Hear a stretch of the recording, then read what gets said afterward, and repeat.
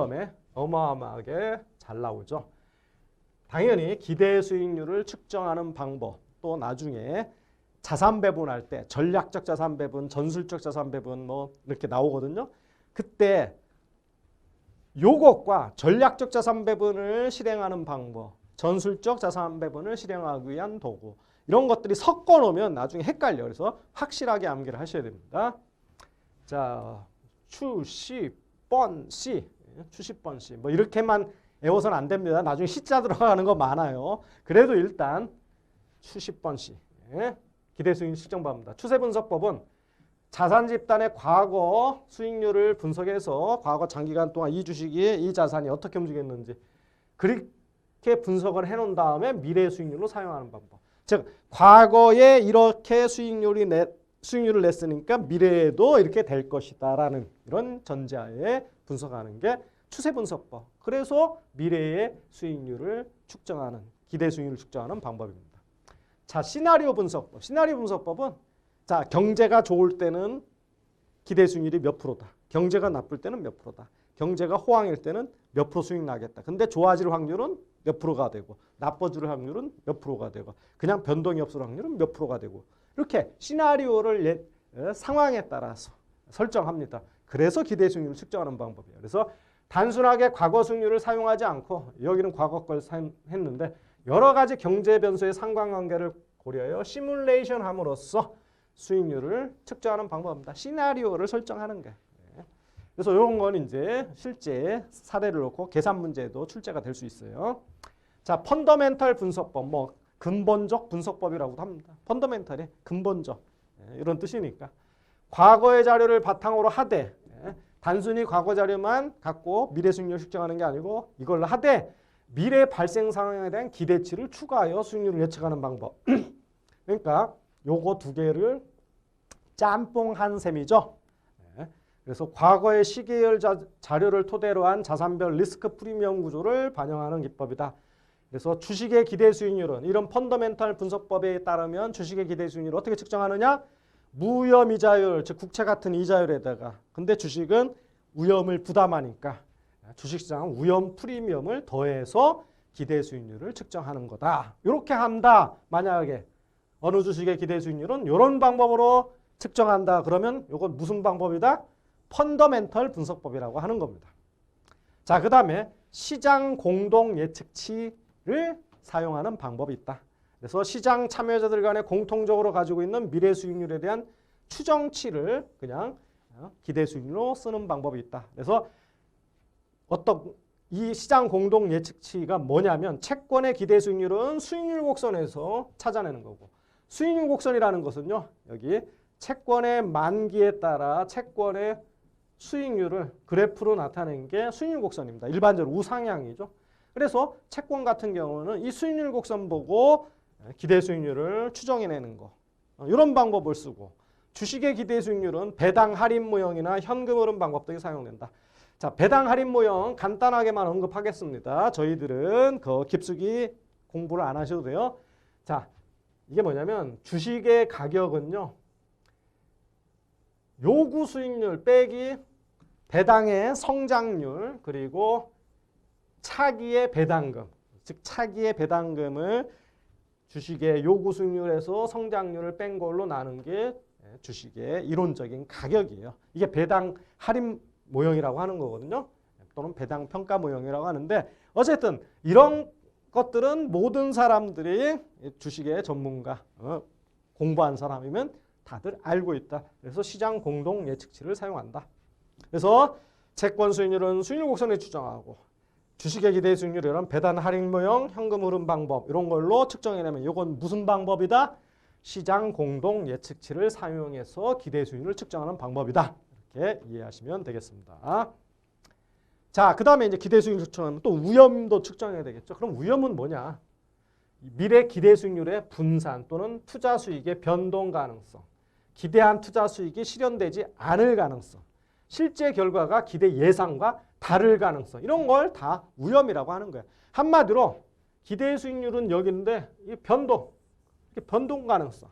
그러니까 수익률이 분산되는 거죠. 평균으로부터 점차 분산이 되는 거예요. 자, 여러분 그 평균 분산하면 중학교 때 배웠나요? 고등학교 때 배웠나요? 표준 편차 이런 거. 자, 예를 들면 여러분들의 배우자가 일을 하는데 어떤 달은 100만 원을 벌어오고 다음 달은 빵원을 벌어오고 또 100만 원을 벌어오고 빵원을 벌어오고 이렇게 12달 하면 평균은 얼마 벌어옵니까? 50만 원 벌어오죠? 평균 50만 원 벌어옵니다. 자, A라는 사람은 이렇고 자, B라는 사람은 50만 원, 60만 원, 40만 원, 50만 원, 60만 원, 40만 원. 이렇게 벌면 여기도 평균은 50만 원일 겁니다. 그런데 크게 이 평균에서 크게 벗어나지 않죠. 극과 극이 없습니다. 그러면 여기도 평균은 50만 원. 평균은 똑같은데 A가 수입의 안정성이 높아요? B가 안정성이 높습니다. 당연히 B가 안정성이 높잖아요. 위험이 적다는 얘기예요. 이렇게 변동성이 작으면. 그러니까 어쨌든 위험이라는 건 변동 가능성이에요. 이 기대수익률의 변동 가능성. 기대수익률이 분산치입니다. 평균부터 편차가 얼마나 심하냐. 그걸 평균 낸 게 표준 편차라고 하는 거예요. 그래서 이런 것들을 우리가 위험이라고 한다. 위험의 정도는 그 투자로부터 예상되는 미대 수익률의 분산도로 디스퍼션. 그래서 평균으로부터 얼마만큼 퍼져 있느냐. 이게 분산도가 크면 위험이 높다고 하는 겁니다. 측정될 수 있으며 이런 걸 측정하는 것 중에가 이제 위험을 측정하는 게 범위로 측정할 수 있어요. 왜? 범위는 최대값과 최소값과의 차이. 분산. 표준 편차는 분산을 제곱근 씌운 게 표준 편차입니다. 그리고 변동 계수도 있습니다. 그래서 분산과 표준 편차와 기대 수익률 간의 관계를 나타낸 거. 그 다음에 이런 것들이 분산도 측정에 이용되고 있다. 한마디로 이 분산도 자체, 이 분산도가 바로 위험의 측정치니까 이것을 측정하는 방법이 이런 것들이 있다. 그러니까 이게 이제 위험 측정치라는 겁니다. 그리고 투자의 위험은 투자로부터 예상되는 미래 기대 수익률의 디스퍼션, 분산 정도가 클수록 뭐가 커진다? 위험은 커지는 거예요. 그래서 기본입니다. 분산 정도가 크다 그러면 위험이 큰 거예요. 작으면 위험이 작은 겁니다. 자, 그 다음에 이제 자산 배분을 실행할 때 우리 자산 배분, 여러 자산에 나누어 투자할 때 방법이 있어요. 순서도 있고. 그러면 어떻게 하느냐? 자산 배분의 플로우, 순서라는 거죠. 먼저 고객의 성향을 파악합니다. 아무리 주식이 좋다고 하더라도 고객의 성향이 위험을 좋아하는 성격이 아니면 주식으로 자산 배분하면 안 되잖아요. 그때는 채권으로 많이 가야지. 그래서 고객 성향을 파악하는 겁니다. 자, 고객 성향 파악합니다. 그리고 실제 자산 시장이 주식이나 채권이 어떻게 움직일지 경제를 또 따져봐야 될 거 아니에요. 그래서 시장을 예측합니다. 이거는 고객을 살피는 거고 이쪽은 시장을 살핍니다. 다 살펴보는 거예요. 양쪽 다.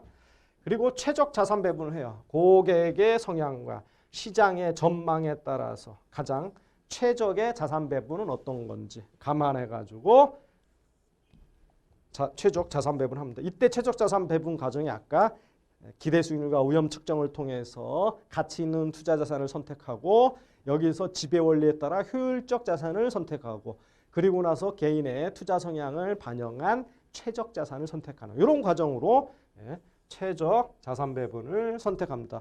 그래서 이렇게 하면 가만히 있으면 또 안 되겠죠. 왜? 시장도 변하고 고객의 성향도 변하는 성격이 있습니다. 왜? 고객 성향 어떻게 변해요?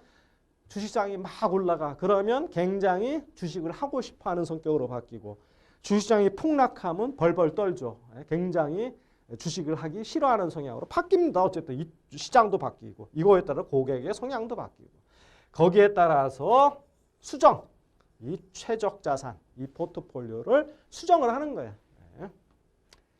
그리고 투자 변수에 따라 변수에 대해서 계속 감시, 모니터링하고 있어야 됩니다. 이 시장이 어떻게 움직이는지 계속 이걸 감시를 해야죠. 그리고 투자가 마무리되면 그냥 끝나면 안 되겠죠.